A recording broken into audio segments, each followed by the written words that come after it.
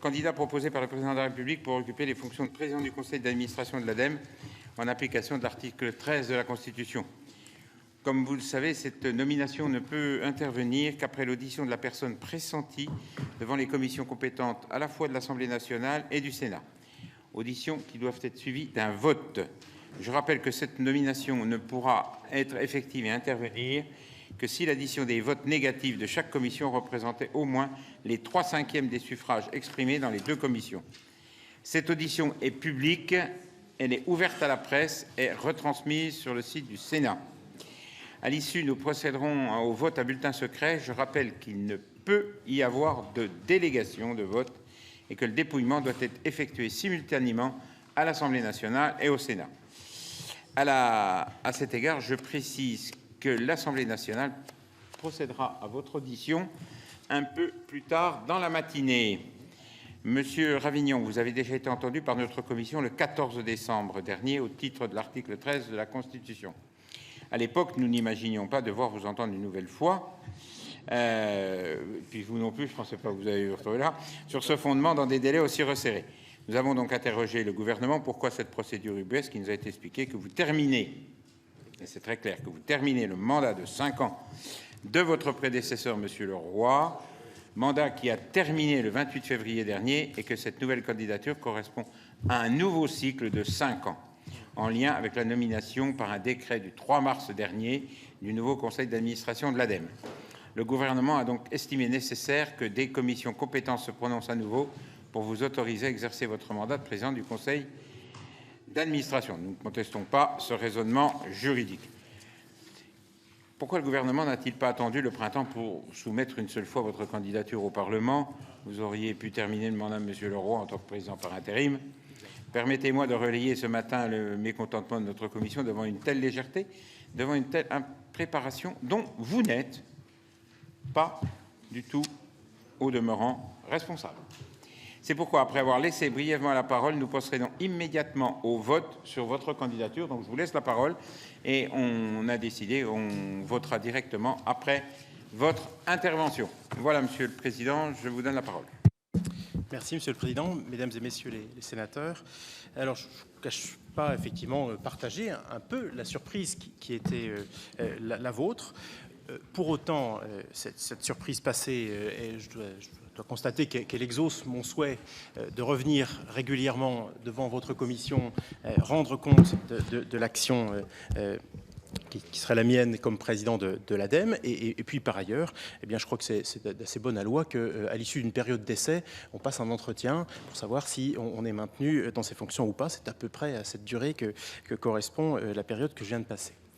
Alors, je crois que ces 4 mois ont été, depuis finalement le début du mois de décembre, première audition et jusqu'à aujourd'hui, ont été extraordinairement bien remplis de mon point de vue. Et je les ai d'abord consacrés à tenir les engagements que j'avais pris devant vous. Premier engagement, celui de démissionner du mandat de conseiller régional qui était le mien, même vice-président de la région Grand Est, ce que j'ai fait au 31 décembre dernier.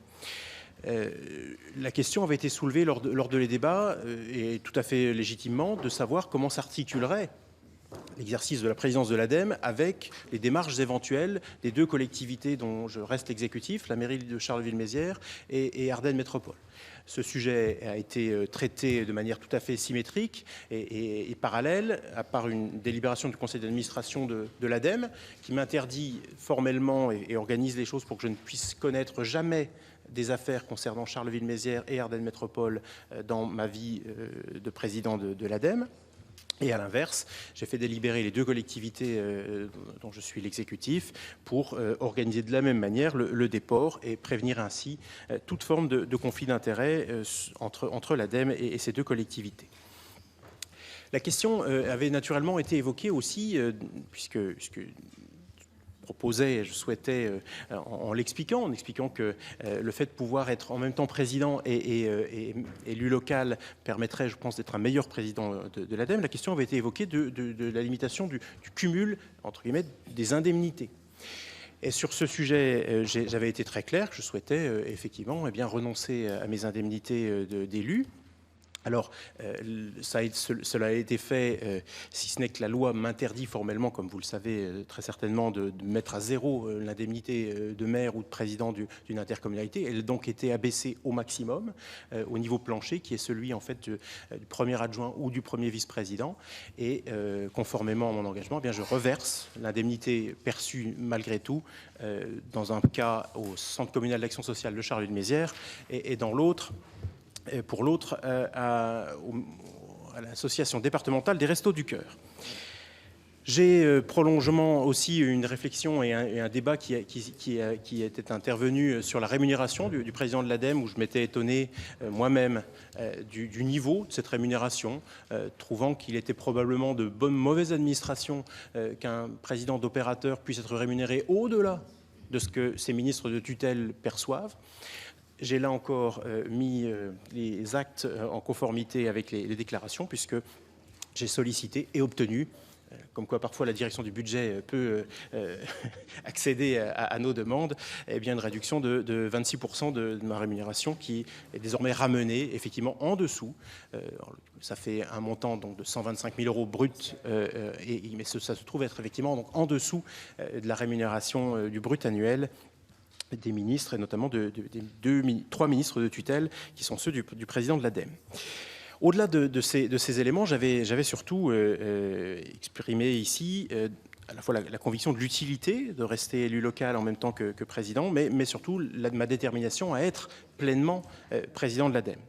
Je crois que ces 4 mois ont été bien remplis aussi parce que j'ai mis beaucoup d'énergie, beaucoup de cœur à connaître cette agence dont j'étais devenu le président, à me rendre visiter l'ensemble des sites centraux, Angers, le site de Montrouge, ici proche de Paris, et puis celui de Valbonne, à côté de Nice, mais aussi d'entamer un tour des directions régionales. Il y en a 17 à l'agence, et elle concentre au total plus de 400 personnes, et c'est là vraiment que se trouve la force active à laquelle vous avez probablement dans vos mandats étaient d'ores et déjà en contact.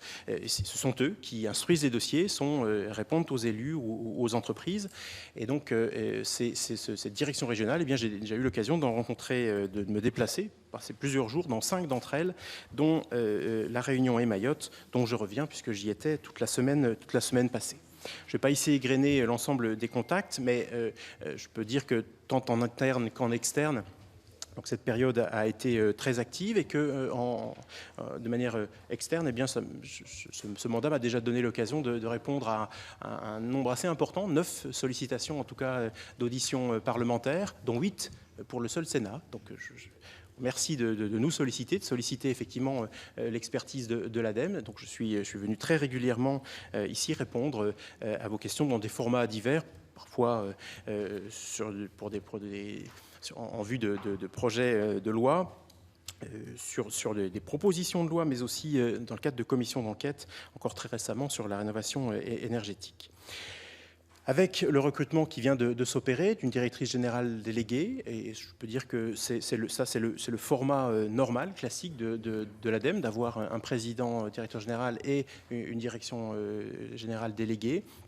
Elle est désormais reconstituée et au bout de ces 4 mois, de cette période, eh bien, je peux constater et vous dire que l'ADEME est en ordre de marche pour accomplir ses missions. Alors, vous me permettrez d'en dire rapidement quelques mots de ces missions, parce que ça fait aussi écho à des débats et des questionnements que vous avez eus lors de notre première audition.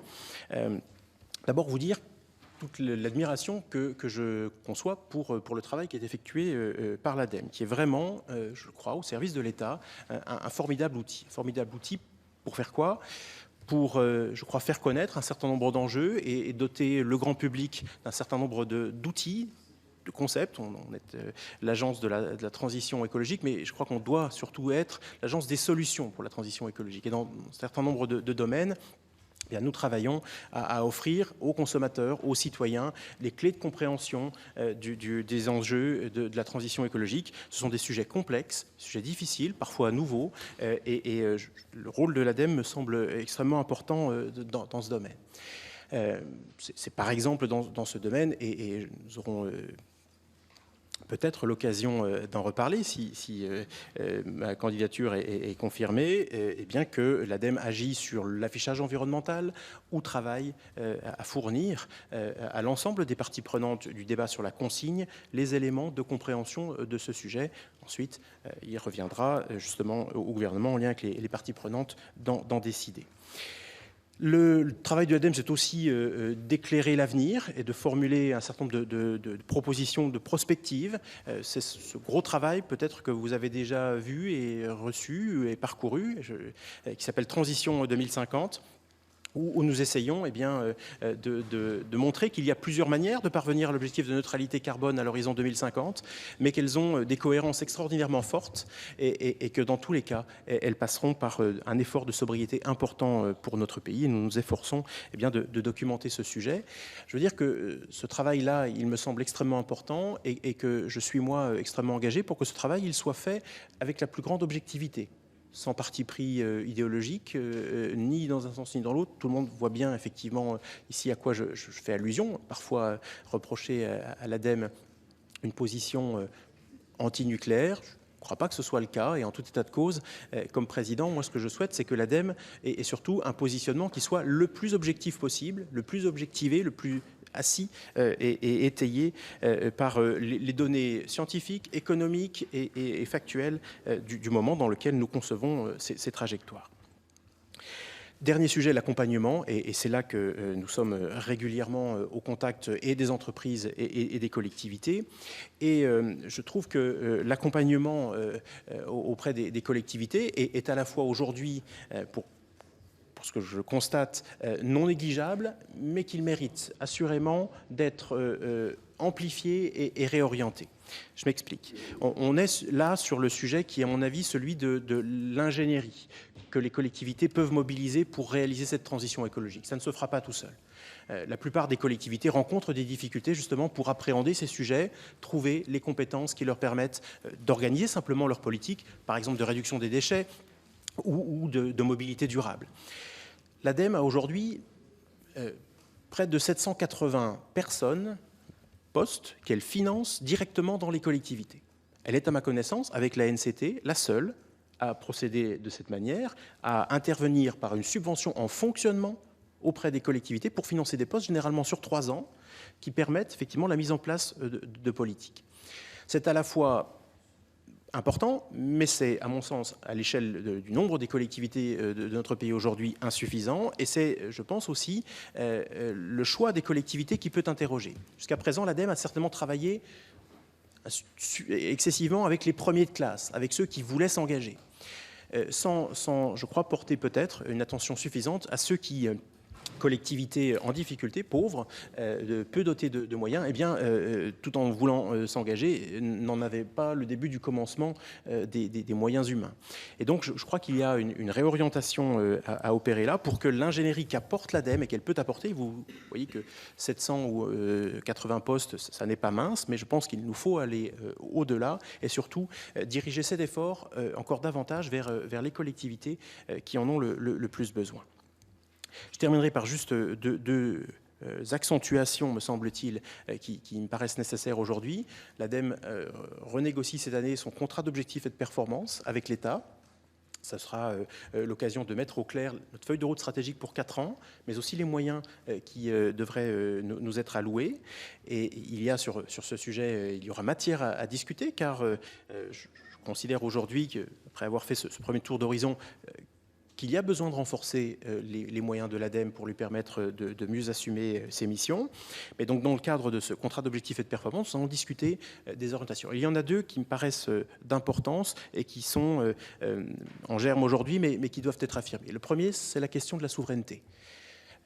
L'ADEME, en travaillant sur les énergies renouvelables, a d'une certaine manière toujours œuvré pour renforcer la souveraineté énergétique de notre pays. Mais là, la souveraineté dont je parle, c'est plutôt la souveraineté industrielle et économique. C'est que nous ayons systématiquement, lorsque nous réfléchissons à une politique de soutien, notamment à des énergies renouvelables, à la dimension filière de ce sujet. De sorte que nous cheminions, et avec, alors ça ne se fera pas tout seul, l'ADEME n'est naturellement pas opératrice sur le plan industriel, mais qu'avec les comités stratégiques de filière, avec le ministère de l'Industrie, avec l'ensemble aussi des organisations professionnelles, eh bien, nous trouvions les moyens finalement d'accompagner davantage et mieux les filières pour qu'elles se structurent le plus possible dans notre pays. C'est, je crois, une exigence tout à la fois de la transition écologique, mais aussi, il me semble, du développement économique et de la réindustrialisation de notre territoire. Et puis le dernier sujet, c'est celui de la solidarité. On sait, et on redoute tous naturellement, que ces transitions écologiques, elles ne mettent encore un peu plus à mal ceux qui sont déjà aujourd'hui en difficulté dans notre pays. Et donc l'ADEME participe à un observatoire, peut-être déjà entendu parler des travaux, l'Observatoire national de la précarité énergétique. Et je crois que eh bien, ce champ-là doit être approfondi, poursuivi, de manière à ce que nous soyons en capacité, là aussi, d'être toujours vigilants et d'alerter les pouvoirs publics sur ces questions de précarité énergétique, qui s'entendent bien sûr, comme je crois on le comprend tous ici, dans l'habitat, mais qui s'entend aussi dans les mobilités. On a aussi une précarité énergétique en matière de mobilité qu'on voit très bien. Aujourd'hui, quand le prix du pétrole augmente, le prix des carburants augmente, eh bien, on a la consommation qui ne baisse pas. Ça signifie qu'il y a des gens pour lesquels l'utilisation de ce carburant est une contrainte. Ils ne peuvent justement pas s'en défaire. Et donc, ça crée une forme de précarité parce qu'ils sont, du coup, directement impactés par tous les phénomènes de hausse, qu'elles soient voulues ou le simple fait des aléas des cours du pétrole. Donc ce sujet de la précarité me semble devoir être creusé. L'ADEME se propose d'y participer et soutenir effectivement des politiques qui permettraient de faire que dans cette transition, de ce grand chantier de transition écologique, eh bien, nous ayons toujours la plus grande attention pour ceux qui sont les plus modestes dans notre pays. Voilà, Monsieur le Président, ce que je voulais vous dire de manière très synthétique. Naturellement, je tiens à votre disposition pour répondre à vos questions. Bien. Merci, Monsieur le Président, pour ces propos liminaires. On a bien entendu tout ce que vous avez pu mettre en place pendant ces quelques mois à la tête de l'ADEME. Et puis donc maintenant, ce que je vous propose, c'est qu'on va passer au vote. Donc je sors. Voilà, merci, Monsieur le Président.